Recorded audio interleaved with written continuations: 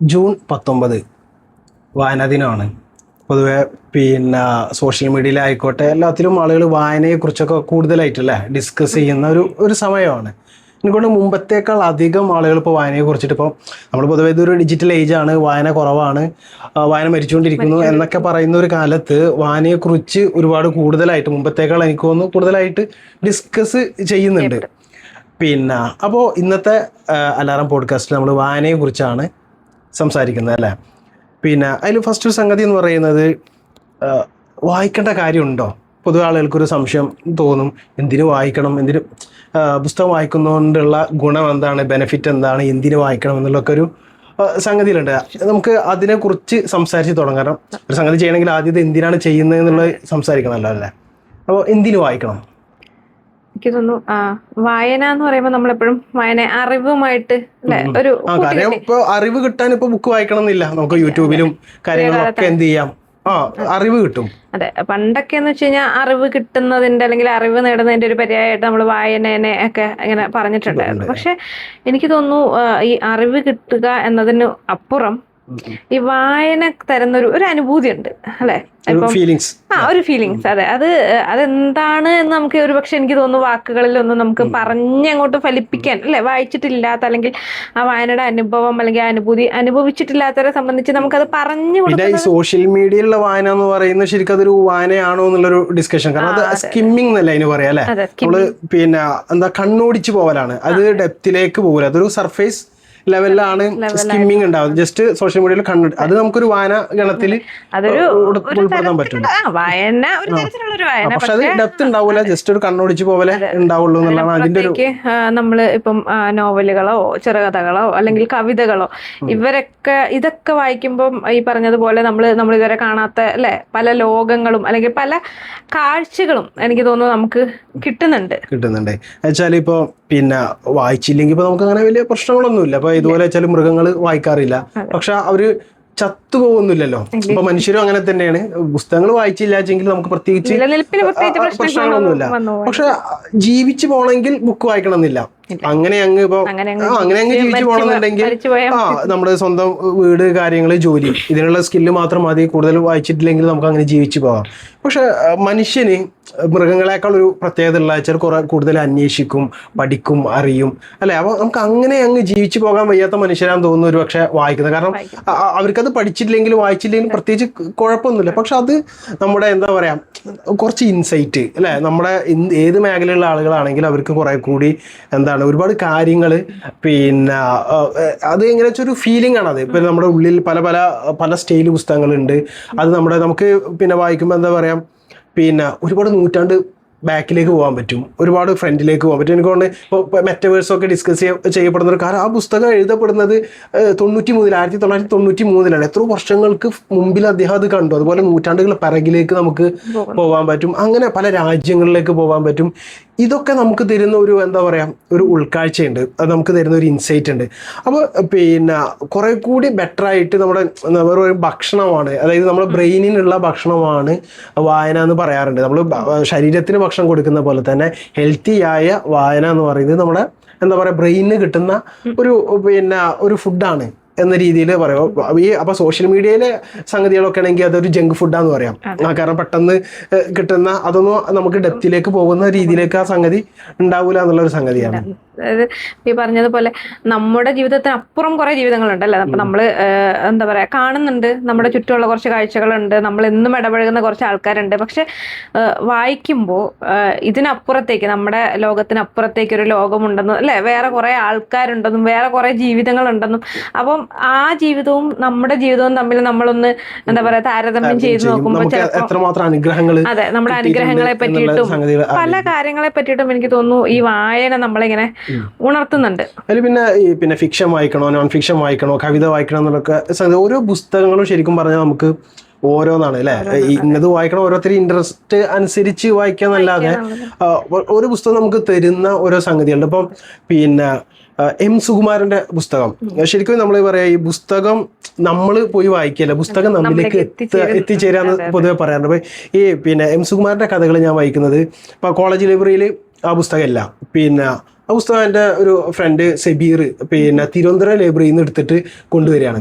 ഒരിക്കലും ഞാൻ എത്തിപ്പെടാൻ സാധ്യതയില്ലാത്തൊരു ലൈബ്രറിയിലത്തെ ഒരു പുസ്തകമാണ് വായിക്കുന്നത്. അത് വായിച്ചപ്പോൾ ഇപ്പോൾ പിന്നെ നമ്മൾ നോൺ ഫിക്ഷൻ വായിക്കുമ്പോൾ നമുക്ക് ഇൻഫർമേഷൻസ് കിട്ടും, അറിവ് കിട്ടും, അങ്ങനത്തെ സംഗതി. പക്ഷേ ഇത് നമുക്ക് തരുന്നത് വേറെ രീതിയിലുള്ളൊരു സാധനം. അപ്പോൾ പിന്നെ എം സുകുമാരൻ്റെ തന്നെ വഞ്ചിക്കുന്നമ്പതി എന്ന് പറയുന്ന ഒരു സ്റ്റോറി ഉണ്ട്. ഈ വഞ്ചിക്കുന്നമ്പതി എന്ന് പറയുന്ന സ്റ്റോറി ഒരു രാജ്യമാണ് വഞ്ചിക്കുന്നമ്പതി. ഭയങ്കര കോട്ടകൾ, ചുറ്റും ഭയങ്കര കോട്ടകളുണ്ട്. ഈ കോട്ടകൾക്ക് മീതെ എന്താണ്, ഒരാൾ പൊക്കത്തിൽ കമ്പിവേലി ഉണ്ടാകും. അത്രയ്ക്ക് അടച്ചുറപ്പുള്ളൊരു രാജ്യമാണ് ഈ വഞ്ചിക്കുന്നമ്പതി എന്ന് പറയുന്നത്. ഇവിടുത്തെ പ്രത്യേകത എന്ന് പറഞ്ഞു കഴിഞ്ഞാൽ അവിടുത്തെ രാജാക്കന്മാർക്കൊക്കെ കോങ്കണ്ണുണ്ട്. അവിടുത്തെ റാണികൾക്ക് എന്താണ്, തല നിരച്ചിട്ടുണ്ടാവും. പക്ഷേ ഇങ്ങനെയാണ് സംഭവം എന്ന് പുറത്ത് പറഞ്ഞ ആളുകളുണ്ട്. അപ്പോൾ പിന്നെ കഥാകൃത്തുകൾ, കവികൾ, പിന്നെ അതുപോലെ ശില്പികൾ, ഇവർ ശില്പം ഉണ്ടാക്കി കഴിഞ്ഞ് കഴിഞ്ഞാൽ സ്വാഭാവികമായിട്ടും അവരുടെ അതേ ഷേപ്പ് ഉണ്ടാക്കിയ അവരൊക്കെ നാട് കടത്തും. അതായത് അവരുടെ ഈ പ്രശ്നങ്ങളെ പറയുന്ന ആളുകളൊക്കെ ആ രാജ്യം എന്ത് ചെയ്യാണ്, നാട് കടത്തുകയാണ്. അപ്പോൾ പിന്നെ ഈ വഞ്ചിക്കുന്നമ്പതി, സമത്വ സുന്ദര, സ്വപ്ന സാക്ഷാത്കാരം എന്നൊക്കെ കവിത എഴുതുന്ന ആളുകളുണ്ടാവും. അപ്പോൾ അങ്ങനെ കവിത എഴുതുന്ന ആൾക്കാരൊക്കെ ആസ്ഥാന കവിയാവും. അപ്പോൾ ഇതിൽ ഒരാളെ ആസ്ഥാന കവിയാക്കും. അപ്പോൾ ഈ ആസ്ഥാന കവി ചോദിക്കുന്നുണ്ട്, അല്ല എന്തിനാ ഈ കലാകാരന്മാരൊക്കെ നമ്മൾ വെറുതെ നാട് കടത്തുന്നത് എന്തിനാണ് പിന്നെ എന്ന് ചോദിക്കുന്നുണ്ട്. അപ്പോൾ പറഞ്ഞ് അവർ ശരിക്ക് എൻ്റെ കണ്ണിനെ കുറിച്ച് മാത്രമല്ല അവർ പറയുന്നത്, എൻ്റെ കണ്ണിനെ കുറിച്ച് പറയുന്നതിൽ അവർ ഈ നമ്മുടെ രാജ്യത്തിൻ്റെ വീക്ഷണ വൈകല്യത്തെക്കുറിച്ച് ആണ് പറയുന്നത്. അപ്പോൾ അവർ രാജ്യദ്രോഹികളാണ്, തീവ്രവാദികളാണെന്ന് പറഞ്ഞിട്ടാണ് അവർ നാട് കടത്തുന്നത്. അപ്പോൾ ഇദ്ദേഹം ചോദിക്കുന്നുണ്ട്, അല്ല ആശയത്തെ ആശയം കൊണ്ട് നേരിട്ട പോരെ, മസ്തിഷ്കത്തെ മസ്തിഷ്കം കൊണ്ട് നേരിടും, എന്തിനാ തടവറ, എന്തിനാ അവരെ നാട് കടത്തുന്നൊക്കെ ചോദിക്കുന്നുണ്ട്. അപ്പോൾ ഇദ്ദേഹം എന്തോ ചിന്തിക്കാൻ തുടങ്ങിയെന്നൊരു സംഗതി രാജാവിന് കിട്ടുന്നുണ്ട്. അപ്പോൾ രാജാവ് പിന്നെ പിറ്റേ ദിവസം വരുമ്പോൾ ഇദ്ദേഹത്തോട് ചോദിക്കുന്നുണ്ട്, അല്ല കവി, നിങ്ങളുടെ തല അങ്ങനെ വലുതായിക്കൊണ്ടിരിക്കുന്നുണ്ടല്ലോ, തല വലുതായി. അപ്പോൾ ഇയാൾ കണ്ണാടി നോക്കിയിട്ട് പറയും, ഇതിൻ്റെ തല അങ്ങനെ വലുതായിക്കൊണ്ടിരിക്കുന്നൊന്നുമില്ല എന്ന് പറയും. പിന്നെ ഭടന്മാർ, സൈനികർ, നാട്ടുകാരൊക്കെ പറയാൻ തുടങ്ങി, എന്താണ് നിങ്ങളുടെ തല വലുതായിക്കൊണ്ടിരിക്കുന്നുണ്ട്. എന്നിട്ട് അവിടുത്തെ കൊട്ടാര വൈദ്യം വന്നിട്ട് പറയും നിങ്ങൾക്ക് മാറാരോഗമാണ് എന്ന്. എന്നിട്ട് അവസാനം രാജാവ് പറയാണ്, നിങ്ങളുടെ വിധി ജനകീയ സഭ വിധിക്കും. അപ്പോൾ ഇദ്ദേഹത്തെ കുട്ടികൾ മാത്രമാണ് എന്ത് പറയുന്നത്, ഒന്നും പറയാത്തത്. കാരണം കുട്ടികൾ സത്യസന്ധരാണ്. പക്ഷെ ഇയാൾ എന്തൊരു മാറാരോഗിയാക്കിയിട്ട് അവസാനം ഇദ്ദേഹത്തെ ഏകാന്ത തടവിന് വിധിക്കുക. അപ്പോൾ അദ്ദേഹം പിന്നെ ഈ ജനകീയ സഭയിൽ 21 വയസ്സിന് താഴെയുള്ളവരില്ല. സത്യം പറയാൻ ആ ഏജിലുള്ളവർ അവിടെ ഇല്ല. അവർക്ക് 21 വയസ്സായാലേ ജനകീയ സഭയിൽ അംഗത്വം കിട്ടുമെന്നാണ് പറയുന്നത്. അപ്പോൾ തടവറയിൽ ഇരുന്നിട്ട് ഇദ്ദേഹം ആസ്ഥാന കവി ഇങ്ങനെ ആലോചിക്കുന്നുണ്ട്, പിന്നെ വഞ്ചിക്കുന്നമ്പതിയിലെ കുട്ടികൾ വലുതാവും, അവർക്ക് 21 വയസ്സാകും. അന്ന് അവരിൽ ആരെങ്കിലും ഒരാൾ രാജാവ് നഗ്നനാണെന്ന് പറയാതിരിക്കില്ല എന്ന് പറഞ്ഞിട്ടാണ്. അത് നമുക്ക് തരുന്ന ഒരു പവർ ഉണ്ട്. ഇപ്പോൾ നമുക്കറിയാം ജൻസി പ്രക്ഷോഭങ്ങൾ, ഇങ്ങനത്തെ കുറേ സംഗതികൾ ലോകത്ത് പല രാജ്യങ്ങളും നടന്നുകൊണ്ടിരിക്കുന്നു. അപ്പോൾ സത്യം പറയപ്പോഴും യൂത്തായ ആളുകളായിരിക്കും. അപ്പോൾ അത് നമുക്ക് തരുന്ന ഒരു സംഗതിയുണ്ട്, ഒരു എന്താ പറയാ, നമ്മൾ ഉണ്ടാക്കുന്ന ഒരു ഇമ്പാക്റ്റ് ഉണ്ട്. അത് നമുക്ക് തരുന്ന ഒരു പവർ ഉണ്ട് എന്നുള്ളതാണ് പുസ്തകങ്ങളുടെ ഒരു സംഗതി പറയുന്നത്. ഈ സത്യം വിളിച്ചു പറയുക, അല്ലെങ്കിൽ ഈ പറയുന്നത് പോലെ എന്താ പറയാ, പുകഴ്ത്തുപാട്ടുകൾ അല്ലെ എന്നും ഉണ്ടാവും അല്ലെ, രാജാവിനെ അല്ലെങ്കിൽ ഭരണകൂടത്തെ ഇങ്ങനെ പ്രീണിപ്പിച്ച് നിർത്തുന്നത്. അത് ശരിക്കും പറഞ്ഞു കഴിഞ്ഞാൽ അതിനെതിരെ, അല്ലെങ്കിൽ അതിനെ പണ്ട് കുഞ്ചൻ നമ്പ്യാർ തന്നെ അക്ഷരഹാസ്യത്തിൽ പറഞ്ഞിട്ടുണ്ട്, ദീപസ്തംഭം മഹാചര്യം, നമുക്കും കിട്ടണം പണം എന്നുള്ള അല്ലെ. അതൊക്കെ ഓരോ കാലത്തും എന്താ പറയുന്നത്, ഇങ്ങനെ എഴുത്തുകൾ വന്നുകൊണ്ടിരിക്കുന്നുണ്ട്. അപ്പം ഈ പറഞ്ഞ ഈ കഥയോട് ചേർത്ത് നമുക്ക് പറയാൻ പറ്റുന്നതാണ് NP മുഹമ്മദിന്റെ ഹിരണ്യകശിപു എന്ന് പറഞ്ഞിട്ടുള്ള നോവല്. അപ്പം ചില കഥകൾ അല്ലെങ്കിൽ ചില ബുക്കുകളിൽ നിന്ന്, പുസ്തകങ്ങളിൽ നിന്ന് നമുക്ക് രസകരമായ പല ചിന്തകൾ നമുക്ക് കിട്ടും. അപ്പം ഈ ഹിരണ്യകശിപുവില് അദ്ദേഹം അതിനകത്ത് പറയുന്ന ഒരു ഇതാണ് കണ്ണടയെ പറ്റിയിട്ട്. അപ്പം അതിലിങ്ങനെ പറയുന്നുണ്ട്, കണ്ണടയുടെ ഉപയോഗം എന്താ, ഒരുപക്ഷെ നമ്മൾ പോലും ചിന്തില്ല. കണ്ണടയുടെ ഉപയോഗം എന്ന് പറഞ്ഞു കഴിഞ്ഞു കഴിഞ്ഞാൽ അതെ, കാണുക, അല്ലെങ്കിൽ കാഴ്ച കുറഞ്ഞവർക്ക് കുറച്ചുകൂടെ വ്യക്തമായിട്ടുള്ള കാഴ്ച കൊടുക്കുക എന്നുള്ളതാണ് കണ്ണടയുടെ ഉപയോഗം. പക്ഷെ കണ്ണട എന്നുള്ള വാക്കിന്റെ അർത്ഥം എന്താണ്, കണ്ണിനുള്ള അടപ്പാണ്. അപ്പൊ അതിൽ പറയുന്നുണ്ട്, ശരിക്കും മലയാളികൾ എന്തൊരു മണ്ടന്മാരാണ് അല്ലെ, കണ്ണട എന്നല്ല കൺതുറയെന്നായിരുന്നു ശരിക്കും എന്ത് ചെയ്യേണ്ടത്. കണ്ണ് തുറക്കുന്ന ഒന്നാണ്, അല്ലെങ്കിൽ മറ്റൊരു കണ്ണാണ്. അതെ, വേറൊരു കണ്ണാണ്, അല്ലെങ്കിൽ നമ്മുടെ കണ്ണിന് ഒന്നുകൂടെ കാഴ്ചകളെ അല്ലെ വ്യക്തമാക്കുന്നതാണ്. അപ്പൊ ഈ പിന്നെ ഹിരണ്യകശിപു പറഞ്ഞപ്പോൾ എനിക്ക് ഭയങ്കര ഇഷ്ടപ്പെട്ട ഒരു പുസ്തകമാണ് ഈ ഹിരണ്യകശിപു എന്ന് പറയുന്നത്. ഈ പുസ്തകം ഇതുപോലെ എനിക്ക് കിട്ടുന്നത് നമ്മുടെ മാറഞ്ചേരി പഞ്ചായത്ത് ലൈബ്രറിയിൽ നിന്നാണ്. പിന്നെ എനിക്ക് രണ്ടാമത് വായിക്കാൻ തോന്നിയിട്ട് പിന്നെ ഞാനത് വായിക്കുന്നത് മാനാഞ്ചിറ ലൈബ്രറിയിൽ നിന്ന് എടുത്തിട്ടാണ് പുസ്തകം. ഈ ഹിരണ്യകശിപു പുസ്തകം, അതുപോലെ തന്നെ NP മുഹമ്മദിന്റെ നാവ് എന്ന് പറഞ്ഞ നോവലുണ്ട്. രണ്ടും സ്വേച്ഛാധിപത്യത്തെ എതിർക്കുന്ന ഒരു നോവലാണ്. ഹിരണ്യകശിപുവിനെ നമുക്കറിയാം, പിന്നെ എന്താണ്, പിന്നെ അത് എന്താണ്, ശാപം കെട്ടിയിട്ട് അസുരനായി ജനിക്കേണ്ട വന്ന ആളാണെന്നാണ് ഹിരണ്യകശിപുവിനെ പറയുക. അദ്ദേഹം ആളുകളെ കൊണ്ടൊക്കെ ഹിരണ്യായ നമ എന്ന് വിളിപ്പിച്ചിട്ട് അവസാനം വിഷ്ണു അദ്ദേഹത്തെ നിഗ്രഹിച്ചു എന്നുള്ളതാണ് അതിൻ്റെ ഒരു ഐതിഹ്യം ഇതുള്ളത്. അപ്പോൾ ഇതില് NP മുഹമ്മദിന്റെ ഹിരണ്യകശിപു രസം എന്ന് വെച്ചാൽ ഇവിടെ ജനാധിപത്യ രാജ്യങ്ങൾ ഇങ്ങനെ ആണല്ലോ, നാട്ടിൽ ഇന്ത്യ, കേരളം, ഇങ്ങനെ ഒരു സ്ഥലത്ത് ഇവിടെ കുറെ രാഷ്ട്രീയ പാർട്ടികളൊക്കെ ഉണ്ട്.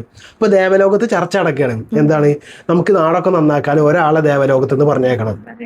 അവസാനം അവർ ചർച്ച ചെയ്യുമ്പോൾ മാവേലിനെ പറഞ്ഞയച്ചാലോ എന്ന് ചോദിക്കും. അപ്പൊ വേണ്ട, മാവേലിയൊക്കെ ദാനം ചെയ്തിട്ട് ആകെ പിന്നെ പ്രഹ്ലാദനെ അയച്ചാൽ അദ്ദേഹം പ്രാർത്ഥന ഭജനൊക്കെ ആയിട്ട് അദ്ദേഹം അങ്ങനെ പോകും.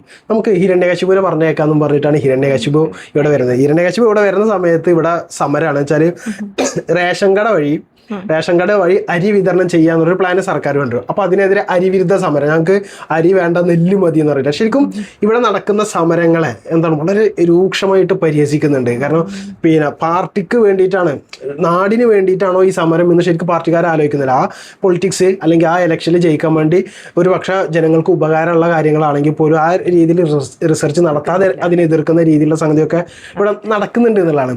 അപ്പൊ അതിനെ കൃത്യമായിട്ട് എന്നിട്ട് ഹിരണ്യകശിപു ഇവിടെ കുറെ മാറ്റങ്ങൾ, ഫസ്റ്റ് ഒരു പത്രം തുടങ്ങും. കാരണം മീഡിയയാണ് ആളുകൾ എന്ത് ചെയ്യുന്നത്, സ്വാധീനിക്കുന്നത്.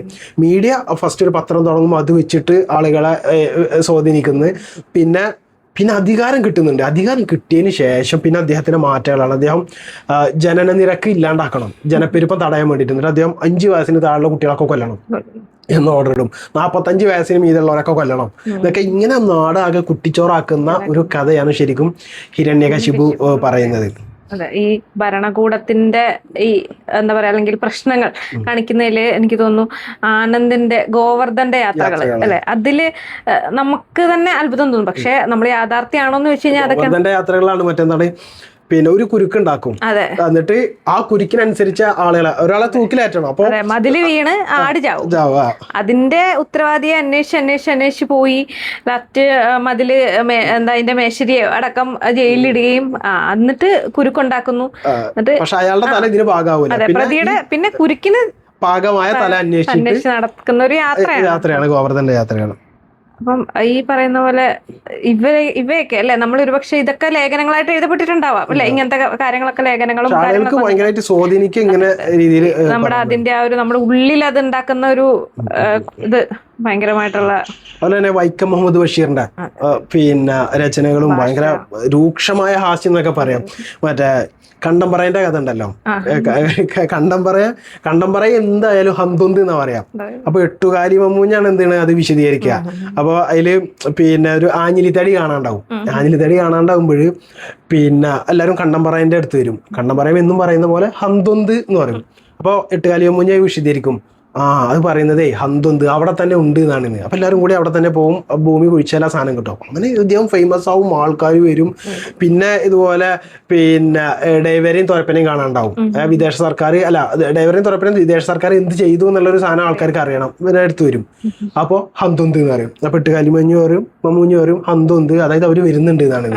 അപ്പൊ കുറച്ച് കഴിഞ്ഞാൽ അവര് വരും. അങ്ങനെ എന്താണ് പിന്നെ ഇതാക്കുന്ന ഒരു കടുവാക്കുഴി വെച്ചാൽ എല്ലാ നാട്ടിലും ഇപ്പോഴും അല്ലെ, ഇത്രയും വളർന്ന എഡ്യൂക്കേറ്റഡ് ആയ ഒരു കാലത്തും ഇതുപോലെ അന്ധവിശ്വാസങ്ങൾ എഴുതപ്പെട്ട ബുക്കുകളാണ്. പക്ഷേ 21ാം നൂറ്റാണ്ടിൽ വിശ്വവിഖ്യാതമായ മൂക്കിലും ആ സാധനം തന്നെ. ഒരു കുശിനി പണിക്കാരനല്ലേ അല്ലെ, അദ്ദേഹത്തിന് മൂക്ക് ഇങ്ങനെ വളർന്നു വരിക. പിന്നെ അത് കാണാൻ ആൾക്കാര്, പിന്നെ അമ്മ എന്ത് ചെയ്യും, ടിക്കറ്റ് വെക്കാൻ തുടങ്ങും. പിന്നെ മൂക്ക് വളർന്നുള്ളതുകൊണ്ടാണ്. എന്നിട്ട് ലോകത്തെ എന്ത് പ്രശ്നങ്ങൾ ഉണ്ടായാലും ഇദ്ദേഹത്തിന്റെ അഭിപ്രായം, മൂക്കന്റെ അഭിപ്രായം അറിയാം.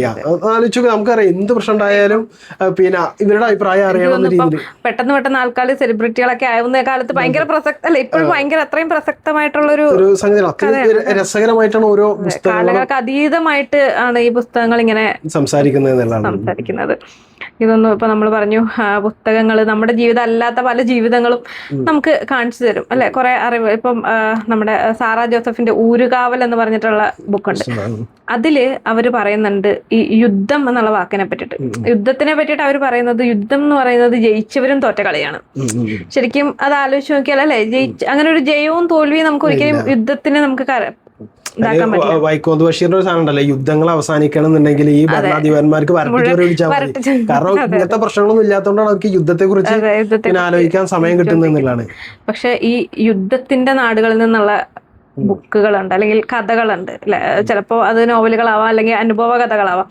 അതൊക്കെ വായിക്കുമ്പോഴാണ് നമ്മളിപ്പോൾ അനുഭവിച്ചുകൊണ്ടിരിക്കുന്ന ഈ സമാധാനം എന്ന് പറയുന്നത് അത് എത്രത്തോളം എന്താ പറയാ അല്ല, നമ്മൾ ഓരോ ദിവസത്തെയും നമ്മൾ എത്രത്തോളം പ്രത്യേകമായി കാണണം എന്നുള്ള ഒരു കാര്യം നമുക്ക് കാണിച്ചു തരുന്നത് ഇങ്ങനെയുള്ള ബുക്കുകളാണ്. ഇപ്പം എന്താ പറയാ, ആത്യ അബവിയുടെ എന്താ പറയാ the land of permanent goodbyes എന്ന് പറഞ്ഞിട്ടുള്ള പുസ്തകമുണ്ട്. അതെ, സിറിയൻ ആഭ്യന്തര യുദ്ധം നടക്കുമ്പോൾ സമയത്തുള്ളതാണ്. അപ്പൊ അതില് അവർ പറയുന്നുണ്ട് ഓരോ ദിവസം രാവിലെയും ഇപ്പം ഒരു കുഞ്ഞിന്റെ വാപ്പ രാവിലെ ജോലിക്ക് പോവാണ്, എന്നിട്ട് അതേപോലെ അവർ തിരിച്ചെത്തുമ്പോൾ കിട്ടുന്ന ഒരു സമാധാനം ഉണ്ടല്ലോ. അതായത് രാവിലെ അവർ ജോലിക്ക് പോകുമ്പോൾ അതേപോലെ ഒരാൾ തിരിച്ചു വരണം എന്നുള്ളതിന് യാതൊരു ഉറപ്പുമില്ലാത്തൊരു കാലാണ്. പിന്നെ ആതിഫ് അബു സൈഫിന്റെ the drone eats with me എന്ന് പറയുന്ന പുസ്തകമുണ്ട്. അത് ഗസയുടെ കഥയാണ്, the drone eats with me. അതിന്റെ ടൈറ്റിൽ അറിയാം, the drone eats with me, എന്റെ കൂടെ അത്താഴം കഴിക്കുന്നു എന്നുള്ളതാണ്. എന്ന് വെച്ചാൽ അതൊരു റമദാൻ കാലത്താണ്. ഇവര് റമദാനിൽ അത്താഴം കഴിക്കാൻ വേണ്ടി രാവിലെ പുലർച്ചെ എണീക്കുക, ഒരു 3 മണിക്കൊക്കെ എണീക്കുമ്പോൾ ഇവര് ഭക്ഷണം കഴിക്കാൻ എണീക്കുമ്പോൾ മുകളിൽ ഡ്രോൺ ഉണ്ട്. ഡ്രോൺ എന്ത് ചെയ്യുന്നുണ്ട്, മിസൈൽ ഇടുന്നുണ്ട്. അപ്പോൾ ഞങ്ങളുടെ കൂടെ ഡ്രോണും അത്താഴം കഴിക്കാൻ എണീക്കുന്നു പറയുമ്പോൾ അത് തരുന്നൊരു സംഗതി ഉണ്ട്. അതിൽ ആ പുസ്തകത്തിൽ വേറൊരു സാധനം പറയുന്നുണ്ട്. അപ്പൊ അന്ന് ജർമ്മനിയും ബ്രസീലിന് ഒരുപാട് ഗോൾ കിട്ടിയ ഒരു മത്സരമുണ്ട്. അത് അവർ അവിടെ ഇരുന്ന് കാണുന്നുണ്ട്. ആ സമയത്ത് യുദ്ധം നടക്കുക. അപ്പോൾ അതിൽ ഇസ്രായേൽ ബോംബിടുന്നുണ്ട്. അങ്ങനെ ബോംബിടുമ്പോൾ കുട്ടി ഉപ്പാനോട് ചോദിക്കുന്നുണ്ട്, അല്ല ഈ യുദ്ധകാലത്ത് നമുക്ക് ഫുട്ബോൾ കളി കാണാൻ പാടില്ലേ, കളിക്കാൻ പാടില്ലേ എന്നൊക്കെ ചോദിക്കുന്നുണ്ട്. അപ്പോൾ അതൊക്കെ നമ്മളിപ്പോൾ ഇവിടെ വേൾഡ് കപ്പ് സിമ്പിളായിട്ട് കാണുന്നു. ഇതുപോലെ മരണത്തെ മുന്നിൽ കണ്ടിട്ട് അവിടെ ഫുട്ബോൾ കളി കാണുന്ന ആളുകളുണ്ട് എന്നുള്ളതാണ് അതിന്റെ ഒരു സംഗതി എന്ന് പറയുന്നത്. മെലിസ ഫ്ലെമിങ്ങിന്റെ a hope more powerful than the sea എന്ന് പറഞ്ഞിട്ടുള്ളൊരു ഇതുണ്ട്. അപ്പം ഈ പറഞ്ഞ ബുക്കുകളൊക്കെ നമുക്ക് ഒന്നില്ലെങ്കിലും ഇതൊക്കെ ഒരു കഥയാണല്ലോ എന്ന് കരുതി സമാധാനിക്കാൻ പറ്റുമായിരുന്നു. പക്ഷെ ഈ പുസ്തകം എന്ന് പറയുന്നത് ദുആ എന്ന് പറഞ്ഞിട്ടുള്ള ഒരു കുട്ടിയുടെ, ഒരു 16-18 വയസ്സൊക്കെ ഉള്ള ഒരു കുട്ടിയുടെ അനുഭവ കഥയാണ്. അവർ ഈ പറയുന്ന പോലെ സിറിയയിൽ നിന്ന് അവർ പലായനം ചെയ്ത് ഈജിപ്തിലെത്തുന്നുണ്ട്. പിന്നെ ഈജിപ്തിൽ നിന്നും അവരും അവരുടെ ഹസ്ബൻഡും പ്രതിഷ്ഠിത വരനും കൂടെ നല്ലൊരു ജീവിതം, കൂടുതൽ നല്ല ജീവിതം കിട്ടിയാലോ എന്ന് വിചാരിച്ചിട്ട് എന്ത് ചെയ്യുന്നുണ്ട്, ജീവിതം തന്നെ പണയം വെച്ചിട്ട് യൂറോപ്പിലേക്ക് കടക്കാൻ പോകുന്നുണ്ട്. ഈ ചെറിയ ബോട്ടിലൊക്കെ നമ്മൾ കണ്ടിട്ടുണ്ടല്ലോ, ഐലൻഡ് കുർദിയുടെ ഒക്കെ കഥ നമുക്കറിയുന്നല്ലോ. അതുപോലെ ഇവര് ബോട്ടിൽ കടക്കുന്നതും കടലിൽ വെച്ചിട്ട് കടൽക്കൊള്ളക്കാർ ആക്രമിച്ച് ബോട്ട് മറിയുന്നതും. അപ്പം അതിനകത്ത് പറയുന്നുണ്ട് ഇവർക്ക് കൊടുക്കുന്ന ലൈഫ് ജാക്കറ്റ് ഒക്കെ എല്ലാവരും ഇട്ടിട്ടുണ്ട്. പക്ഷെ ആ ലൈഫ് ജാക്കറ്റ് പോലും എന്തല്ല ശരിക്കും, അതുകൊണ്ട് പ്രത്യേകിച്ച് കാര്യമൊന്നുമില്ല. അതും അവിടെ കച്ചവടമാണ് ഇവരുടെ ജീവിതം വെച്ചിട്ട്. എന്നിട്ട് ഈ ദുആ ഒഴിച്ച് ബാക്കി എല്ലാവരും 2 കുഞ്ഞുങ്ങളും മാത്രം ഇവരുടെ കയ്യിലുണ്ട്. ഈ പുസ്തകത്തിൽ എനിക്ക് ഏറ്റവും ടച്ചിങ് ആയ ഒരു സാധനം എന്ന് പറയുന്നത്, ഇവര് ഈ 2 കുട്ടികൾ എന്ന് പറഞ്ഞാൽ വെള്ളത്തിൽ നിന്ന് കിട്ടുന്നതാണല്ലോ അവർക്ക്. ബാക്കി ഇവരൊക്കെ മരിക്കുന്നത് വല്യപ്പയാന്ന് തോന്നുന്നു മരിക്കുന്നത്. അപ്പൊ ഈ കുട്ടികളെ 2 ഇവിടെ വെച്ചിട്ട് വെള്ളത്തിൽ കടലിൽ ഇങ്ങനെ കിടക്കുകയാണ് ലൈഫ് ജാക്കറ്റ് ഇട്ടിട്ട്.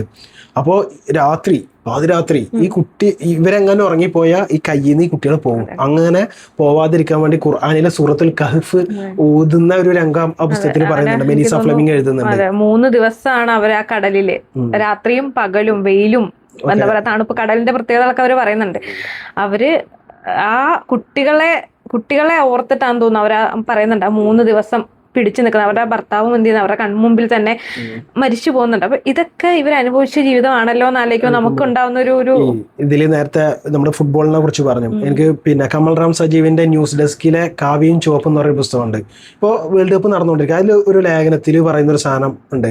അപ്പോൾ 1970 കാലം, അന്ന് മെക്സിക്കോയിൽ വെച്ചിട്ടാണ് വേൾഡ് കപ്പ് നടക്കുന്നത്. അപ്പോൾ ആ വേൾഡ് കപ്പിൽ ഫൈനലില് ബ്രസീല് ഇറ്റലിയെ 4-1 തോപ്പിച്ചിട്ടാണ് അതിൽ വേൾഡ് കപ്പ് എടുക്കുന്നത്. അപ്പോൾ സാധാരണ ജനങ്ങൾക്ക് ഭയങ്കര ഹാപ്പി ആയിരിക്കുമല്ലോ ഒരു വേൾഡ് കപ്പ് എടുക്കില്ല നാട്ടിൽ. പക്ഷെ അതിൽ ഏറ്റവും കൂടുതൽ ഹാപ്പി അവിടുത്തെ പട്ടാള ഭരണകൂടത്തിനായിരുന്നു എന്നുള്ളതാണ്. വെച്ചാൽ ഈ മിലിറ്ററി ജുണ്ട എന്ത് ചെയ്തു, അവർക്ക് അടുത്ത വേൾഡ് കപ്പ് വരെ അവിടെ ഭരിക്കാനുള്ള ഒരു സാവകാശം അവിടെ കിട്ടി എന്നുള്ളതാണ്. നമുക്ക് പുറമേ നോക്കുമ്പോൾ ഒരാൾ വേൾഡ് കപ്പ് എടുത്തു എന്ന് മാത്രമേ ഉള്ളൂ. അതുപോലെ 1978 ഒരു സംഭവം പറയുന്നുണ്ട്. അപ്പോൾ അർജന്റീന, അന്ന് വേൾഡ് കപ്പ് എടുക്കുന്ന അർജന്റീന ഹോളണ്ടിനായിട്ട് 3-1 ജയിക്കുന്നത്. അത് പട്ടാള ഭരണകൂടത്തിന് ഭയങ്കരമായിട്ട് എന്ത് ചെയ്തു, കാരണം വെച്ചാൽ അന്ന് ആ വർഷം മാർച്ച് മാസത്തിൽ രാഷ്ട്രീയ എതിരാളികളെ മൊത്തം പട്ടാള ഭരണകൂടം കൊല്ലായിരുന്നു. ഒരുപാട് പേരെ കൊന്നു. അപ്പോൾ വേൾഡ് കപ്പ് കിട്ടിയതോട് കൂടിയിട്ട് ആളുകൾ ആ സംഭവങ്ങളൊക്കെ മറന്നു. കാരണം അത് നടന്നിട്ട് കുറച്ച് മാസങ്ങൾക്കുള്ളിലാണ് ഇത് നടക്കുന്നത്. എന്ന് മാത്രമല്ല ഈ വേൾഡ് കപ്പ് കിട്ടാൻ വേണ്ടി പട്ടാള ഭരണകൂടം പെറുവിനെ എന്ത് ചെയ്തു, വിലക്ക് വാങ്ങുന്നുണ്ട്. വെച്ചാൽ 4-0 വിജയിച്ചാലാണ് അർജന്റീനക്ക് പെറുവിനായിട്ട് വിജയിച്ചാലാണ് ഫൈനൽ റൗണ്ടിലേക്ക് എത്തുള്ളൂ. പക്ഷേ പിന്നെ എന്ത് ചെയ്തു, ഈ ടീമിനെ മൊത്തം വിലക്ക് വാങ്ങിയിട്ട് 6-0 ആരിച്ചു. കാരണം പെറു ഒന്ന് ഭയങ്കര ടീമാണ്, നല്ല കളിക്കാരുള്ള ടീമാണ്. അതിന് 6-0 എന്നിട്ട് അവർ പെറു തോറ്റു കൊടുത്തിട്ടാണ് എന്ത് ചെയ്യുന്നത്, ഇവർ ജയിക്കുന്നത്. അപ്പം ഇങ്ങനെ ഓരോ പുസ്തകങ്ങൾ നമുക്ക് വായിക്കുമ്പോൾ എന്താ പറയുക, പിന്നെ നമ്മൾ ഈ പുറമേ കാണുന്ന കാര്യങ്ങളെല്ലാം ശരിക്കും സംഭവിച്ചുകൊണ്ടിരിക്കുന്നത് പിന്നെ അതിനപ്പുറം ഉള്ള കാര്യങ്ങളിലേക്ക് നമ്മളെ അത് കൊണ്ടുപോകുന്നു എന്നുള്ളൊരു സംഗതിയാണ്. അപ്പോൾ ശരിക്കും എന്താ വെച്ചാൽ ഈ ഒരു കാലം പിന്നെ നമുക്കറിയാം ഡിജിറ്റൽ ഏജിലാണ് നമ്മളുള്ളത്. വായന വളരെയധികം അറിയാം. കാരണം ഇന്നത്തെ കാലത്ത് സാധാരണ പറയാം റിച്ച് മൈൻഡ് സെറ്റ് ഉള്ള ആളുകൾക്ക് മാത്രമാണെന്ന് വായിക്കാൻ പറ്റുള്ളൂ എന്ന് പറയാറുണ്ട്. എന്ന് വെച്ചാൽ നമുക്കറിയാം ഫോക്കസ് ഭയങ്കരമായിട്ട് കുറഞ്ഞുകൊണ്ടിരിക്കുകയാണ്. ഒരു പുസ്തകം വായിക്കുക എന്ന് പറഞ്ഞാൽ, ഒരു പുസ്തകം വായിക്കണമെങ്കിൽ ഇപ്പോൾ ഒരു വീഡിയോ നമുക്ക് കാണാം, ഒരു അറിവ് കിട്ടാൻ വേണ്ടിയിട്ട് നമുക്കൊരു വീഡിയോ യൂട്യൂബിൽ വേണമെങ്കിൽ ഓൺ ആക്കിയിട്ട് അത് കേൾക്കുകയൊക്കെ ചെയ്യാം. പക്ഷെ അതിനേക്കാൾ ഫോക്കസ് വേണം. അതുപോലെ മൈൻഡ് ഭയങ്കര പീസ് ആയിരിക്കണം. പിന്നെ ഒരു ധ്യാനം പോലെയാണ് അല്ലേ, ധ്യാനം പോലെയാണ്. മറ്റേ നമുക്ക് വെച്ചാൽ ചിന്തിക്കാനുള്ള സ്പേസ് അവിടെ അല്ല ഒരു വീഡിയോ കാണുമ്പോൾ. പക്ഷെ പുസ്തകം എന്ന് പറഞ്ഞാൽ നല്ല ഫോക്കസ് വേണം, മൈൻഡ് ഓക്കെ ആവണം. എന്നിട്ട് അത് വായിക്കുന്നു, നമ്മൾ ചിന്തിക്കുന്നു, പുതിയ പുതിയ കാഴ്ചപ്പാടുകൾ നമ്മൾ രൂപപ്പെടുത്തിയെടുക്കുന്നു. ശരിക്കും അപ്പോൾ ഇന്നത്തെ ഒരു കാലത്ത് ഭയങ്കര മൈൻഡ് റിച്ച് മൈൻഡ് സെറ്റ് ഉള്ള ആളുകൾക്ക് മാത്രമാണ് ഇന്ന് വായിക്കാൻ പറ്റുക എന്നുള്ള ഒരു സംഗതി. ഒരു 15 മിനിറ്റോ അല്ലെങ്കിൽ അരമണിക്കൂറോ തന്നെ അടുപ്പിച്ച് വായിച്ച് നമുക്ക് കിട്ടുന്ന, അതെ അത്രയും നേരം അടുപ്പിച്ച് വായിച്ചു കഴിഞ്ഞാൽ നമുക്ക് കിട്ടുന്ന ഒരു സന്തോഷമുണ്ട് അല്ലേ. അതൊന്നും പണ്ടെന്നൊക്കെ പറഞ്ഞ ഒറ്റയിരിപ്പിന് ഒരു ബുക്ക് വായിച്ച കഥകളൊക്കെ ഒരുപാട് വായിച്ച ആളുകളുണ്ടാവും. പക്ഷെ ഇപ്പൊ അവർക്ക് വായിക്കാൻ പറ്റുന്നുണ്ടോ എന്നുള്ളത് ശരിക്കും അങ്ങനെയുള്ള ആളുകൾ എന്ത് തന്നെ അത് ചെയ്യണം എന്നുള്ളതാണ്. വീണ്ടും വായനാശീലത്തിലേക്ക് ഈ വായനാ ദിനത്തിലെങ്കിലും വെച്ചിട്ട് അത് വീണ്ടും വായിക്കുകയും അതിന്റെ ഒരു എക്സ്പീരിയൻസ് വീണ്ടും തിരിച്ചു പിടിക്കുകയും ചെയ്യുന്നില്ല. കുട്ടികൾ വായിക്കുന്നില്ല എന്ന് പറയും. എനിക്കൊണ്ട് മുതിർന്നവരെ കണ്ടിട്ടാണ് കുട്ടികൾ ചെയ്യുന്നത്. നിങ്ങളൊക്കെ മുതിർന്ന ആളുകൾ വായിക്കുന്നത് കാണുകയും അതിന്റെ ഒരു അറ്റ്മോസ്ഫിയർ അല്ലെ എൻവിറോൺമെന്റ് ഉണ്ടാക്കുകയും ചെയ്തു കഴിഞ്ഞാൽ. അല്ലാതെ ഇപ്പം നമ്മള് ഇപ്പം നമുക്കറിയാം കുറെ പേരുടെ കഥയൊക്കെ കേട്ടിട്ടുണ്ട്, വീട്ടുകാര് വായിക്കണം, കുട്ടികൾ വായിക്കണമല്ലോ. അപ്പം അതങ്ങ് കർശനമായിട്ട് അങ്ങോട്ട് പറഞ്ഞിട്ട് വായന തന്നെ വെറുത്തു പോയിട്ടുള്ള കൂട്ടുകാരൊക്കെ നമുക്കുണ്ട്. പക്ഷെ വായന എന്ന് പറയുന്നത് ആ ഒരു അനുഭവം അവർക്ക് പകർന്നു കൊടുക്കുകയാണ്. അല്ലാതെ കുട്ടികൾക്ക് കഥ പറഞ്ഞു കൊടുത്തിട്ടാണെങ്കിലും അതെ അങ്ങനെയാണ് എനിക്ക് തോന്നുന്നത് അവർ ഇതിലേക്ക് കൊണ്ടുവരുന്നുണ്ട്. കുറെ കഥകൾ നമ്മൾ പറയുമ്പോൾ പിന്നെ അവർക്ക് മനസ്സിലാവും ഈ കഥകൾ കിട്ടണമെങ്കിൽ എന്ത് ചെയ്യണം, ബുക്ക് വായിക്കണം. ആ കഥകൾ കിട്ടുമ്പോൾ ഉള്ളിൽ കിട്ടുന്ന ഒരു അതെ കുട്ടികളിൽ എന്താ പറയാ പ്രത്യേകിച്ച് ഇപ്പോഴത്തെ ഒരു കാലത്ത് ഈ ഭാവനയെ വളർത്തുക, സ്വന്തമായിട്ടുള്ള ഒരു ഭാവന വളർത്തുക എന്നുള്ളത് ഭയങ്കര പ്രധാനപ്പെട്ട ഒരു കാര്യമാണ്. അതുപോലെ തന്നെ ഉള്ളതാണ് സമാധാനമായിട്ട് കുറച്ചു നേരം ഇരുന്ന് വായിക്കാനുള്ള ഒരു സ്ലോ ലൈഫ് എന്ന് പറഞ്ഞ സാധനം ഉണ്ടല്ലോ. അതായത് നമുക്കറിയാം ഭയങ്കര ഡിസ്ട്രാക്ഷൻസ്, ഭയങ്കര തിരക്കുകൾ, റഷാണ്. ആളുകൾക്ക് വെറുതെ ഇരിക്കുകയാണെന്ന് വെച്ചെങ്കിലും സോഷ്യൽ മീഡിയ ഒക്കെ നോക്കിയിട്ട് മൈൻഡ് ഭയങ്കര റഷ് ആവുന്ന ഒരു സംഗതി. ശരിക്കും അത് വായന എന്ന് പറഞ്ഞാൽ നമുക്ക് ഭയങ്കരമായിട്ട് സ്ലോ ലൈഫ് എക്സ്പീരിയൻസ് ചെയ്യാൻ പറ്റും. ഭയങ്കര എന്താ ലൈഫ് ഒന്ന് ഇതാക്കി ഒന്ന് പതുക്കെ ഒന്ന് സ്വസ്ഥമായിട്ടിരുന്ന് ഭയങ്കര ഒരു കൂളായിട്ടിരിക്കുന്ന ഒരു അറ്റ്മോസ്ഫിയർ അത് ക്രിയേറ്റ് ചെയ്യുന്നുള്ളൂ. അപ്പോൾ ഒരു സ്ലോ ലൈഫ് എക്സ്പീരിയൻസ് ചെയ്യാനും നമുക്ക് എന്ത് ചെയ്യാൻ പറ്റും, വായന നമ്മളെ ഹെൽപ്പ് ചെയ്യുന്നുള്ളതാണ്. അപ്പോൾ പിന്നെ ഇത്രയും കാര്യങ്ങളൊക്കെയാണ് നമുക്ക് ഇതിൽ പറയാനുള്ളത്. വായന എന്ന് പറയുന്നത് ഒരു വല്ലാത്തൊരു എക്സ്പീരിയൻസ് ആണ്. അത് എന്താ പറയുന്നത്, അത് നമ്മൾ കൃത്യമായിട്ട് നമ്മുടെ ബ്രെയിനിന് കിട്ടുന്ന ഒരു ഫുഡ് തന്നെയാണ് അല്ലെ. അത് നല്ല രീതിയിൽ ഉപയോഗിക്കുക, അത് വായനയുടെ ഒരു രീതിയിലേക്ക് മാറുക അല്ലെ. ഒരുപാട് കാര്യങ്ങൾ പല പുസ്തകങ്ങൾ എനിക്ക് തോന്നുന്നു പല രാജ്യങ്ങൾ പല നൂറ്റാണ്ടുകളൊക്കെ നമുക്ക് മനസ്സിലാക്കും. മറ്റേ ഞാൻ ഇന്നാൾ പറഞ്ഞൊരു പുസ്തകം ഉണ്ടല്ലോ, മറ്റേ ഇത് പിന്നെ നത്തിങ് ടു എൻവി. നമുക്കറിയാം നോർത്ത് കൊറിയ എന്ന് പറയുന്ന ഒരു സാധനം. നോർത്ത് കൊറിയ നമുക്ക് എല്ലാവർക്കും ഭയങ്കര ഒരു അത്ഭുതമുള്ളൊരു രാജ്യമാണ്, അവിടുത്തെ റൂൾസ് കാര്യങ്ങളൊക്കെ. അപ്പോൾ ആ രാജ്യത്തെ അറിയണമെങ്കിൽ അവിടെ അതിനെക്കുറിച്ചുള്ള പുസ്തകങ്ങൾ വായിക്കണം. ഈ നത്തിങ് ടു എൻവി എന്ന് പറയുന്ന ബാർബറ എഴുതിയൊരു പുസ്തകമാണ്. അപ്പോൾ അതിനെക്കുറിച്ച് അതിൽ എന്താ വെച്ചാൽ നത്തിങ് ടു എൻവി എന്ന് പറഞ്ഞാൽ നമുക്ക് അസൂയപ്പെടാനൊന്നുമില്ല എന്നാണ് അവിടുത്തെ ആളുകളെ ഇവർ ധരിപ്പിച്ചു. കാരണം നമ്മളാണ് ഏറ്റവും അടിപൊളി രാജ്യം, ബാക്കി രാജ്യങ്ങളൊന്നും അടിപൊളിയല്ല എന്നൊരു തോന്നൽ എന്ത് ചെയ്യും അവിടുത്തെ ആളുകൾ ഉണ്ടാക്കണം. അതാണ് നത്തിങ് ടു എൻവി എന്ന് പറയുന്ന ആ ടൈറ്റിൽ വരുന്നത്. അപ്പോൾ ശരിക്കും നമ്മൾ ജീവിക്കുന്ന ചുറ്റുപാടാണെങ്കിലും അതൊക്കെ ഇതിനേക്കാൾ അപ്പുറം ഒന്നുണ്ട് എന്ന് അറിയണമെന്നുണ്ടെങ്കിൽ നമുക്കിതുപോലെ വിശാലമായൊരു വായന റീഡിങ് സാധനങ്ങൾ ഉണ്ടാവുക എന്നുള്ളതാണ്. അത്രമാത്രമാണ് നമ്മൾ ഒരു പോഡ്കാസ്റ്റിൽ ഉദ്ദേശിച്ചത് അല്ലേ. നമുക്ക് നിർത്താൻ വായിക്കാൻ ഏത് രാജ്യത്തെയും ഏതൊരു കൾച്ചറും അറിയണമെന്നുണ്ടെങ്കിൽ അല്ലെ അവരെ വായിക്കുക എന്നുള്ളത് തന്നെയാണ് ഉള്ളത്. അത് ഈ വായന ദിനത്തിൽ അത്രയാണ് നമുക്ക് പറയാനുള്ളത്. ഓക്കെ, ശരി, എന്നാൽ നിർത്താം. Thank you.